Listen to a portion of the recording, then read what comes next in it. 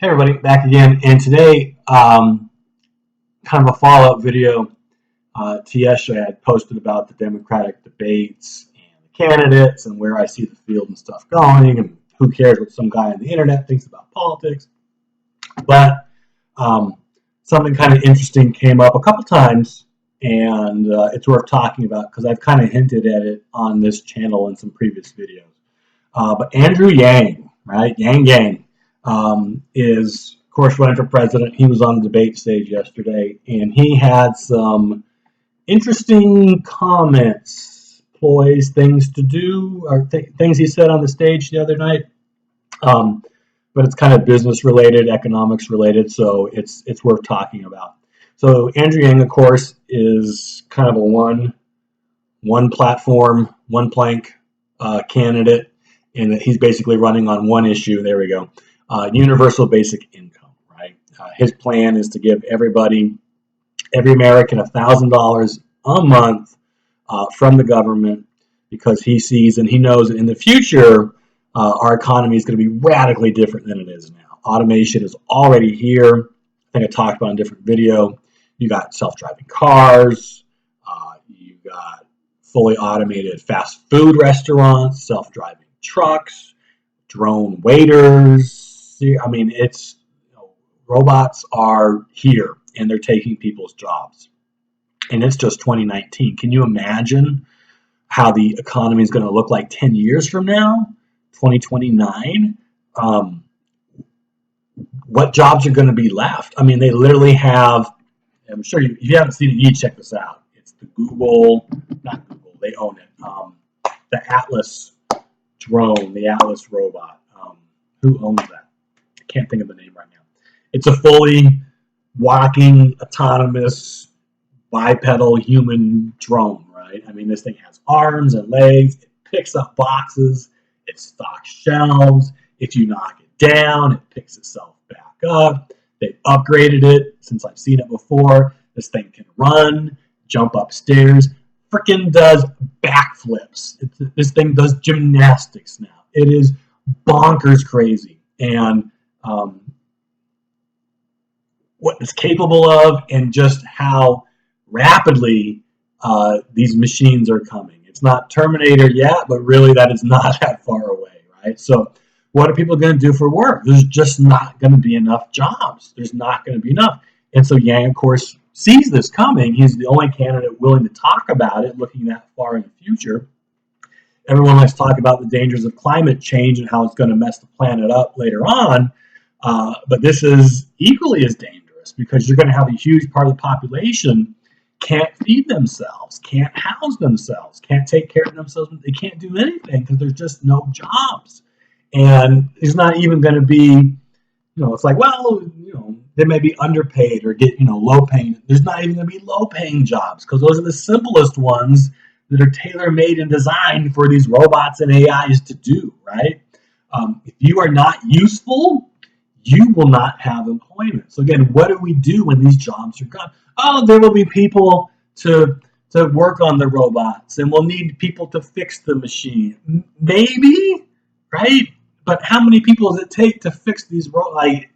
I don't see another industry coming up big enough to employ everybody. And that's a technical job, right? Not everyone can just start fixing and wrenching on robots and stuff. It is very scary. It's one of the biggest things I'm actually afraid of. So again, universal basic income, giving everybody $1,000 a month to live off of.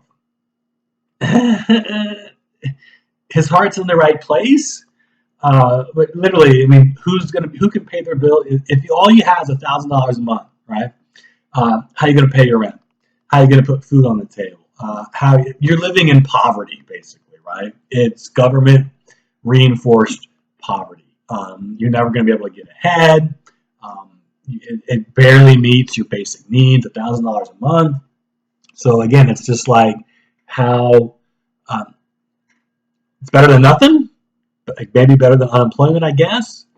But it's just like it doesn't solve the problem. It's not enough money, right? And where does this money come from? Well, you're taxing the big businesses and corporations who are using those robots to pay people back. and so that's where the money's coming from.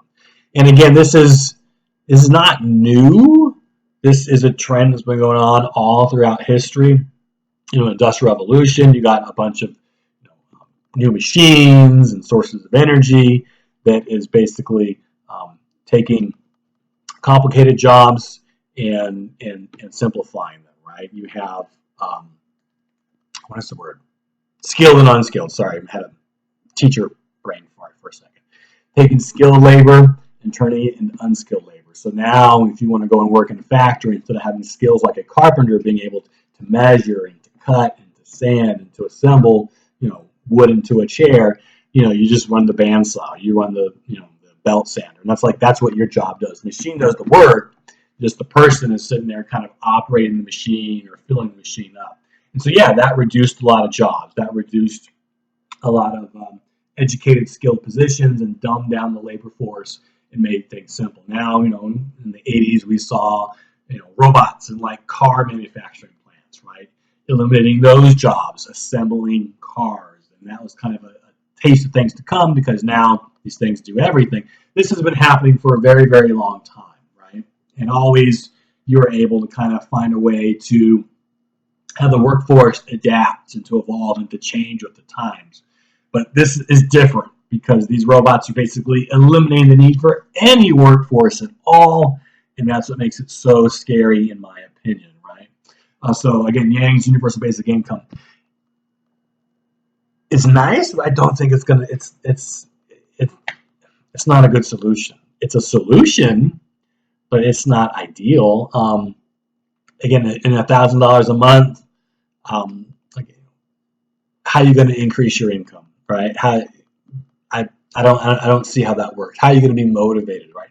There are some places that have tried this actually. I think there was it a Midwestern town or was it in Europe? I can't remember. Maybe it was in Europe or something. One of the Scandinavian nations actually did an experiment where for like a month, 6 months or something, they actually paid, it's a small town, I think they paid everybody in this town universal basic income. Let's just say $1,000, maybe $800, I don't know. But they actually paid them money like this. And it was an experiment to kind of see how it worked. And it basically ended up failing because everyone had no motivation to go and work anymore. They just stayed home, consumed entertainment and TV, and just kind of vegged out, because it's like, well, I'm saying, it was not motivating. It was unmotivating, actually. And so, do you want the whole population to act this way, right? Can you imagine, like, just living on government handouts? It could be very, very bad for society, right? If you just stay home and try and spend as little of that money as possible so you can save it for later.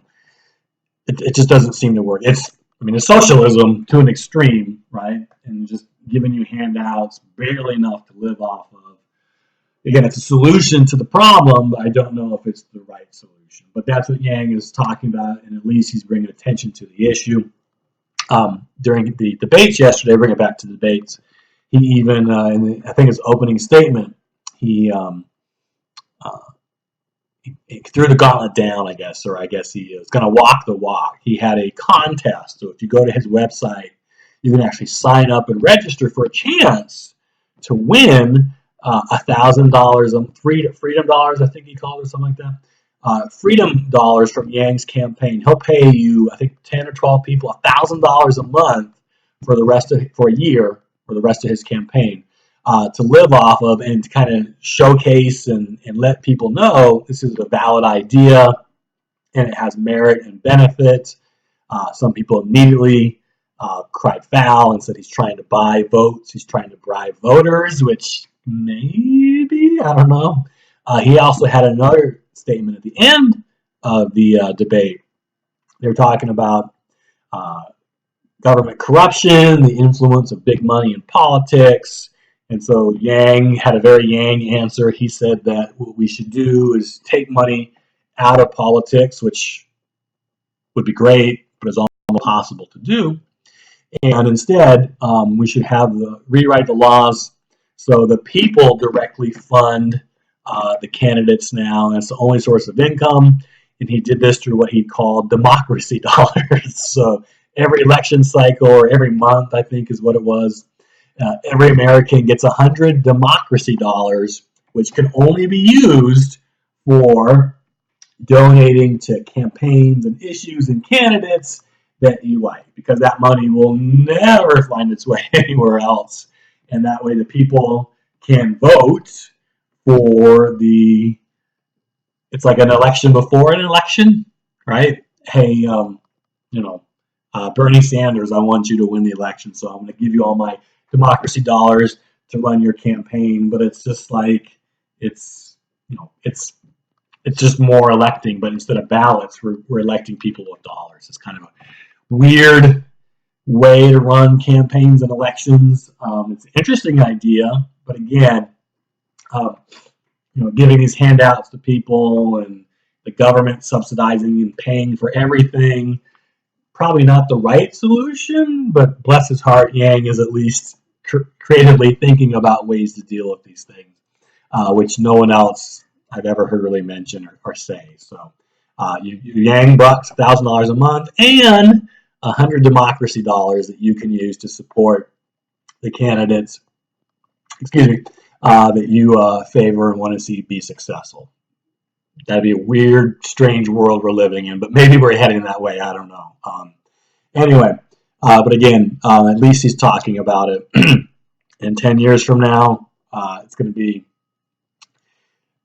a different world, which is why I started this YouTube channel. Just get going, right? Because 10 years from now, maybe this is my only source of income until a robot comes and can be boring better than me. So I don't know. Anyway, I gotta go. I got stuff to do, and go Yang Gang. And I'll catch you later. All right.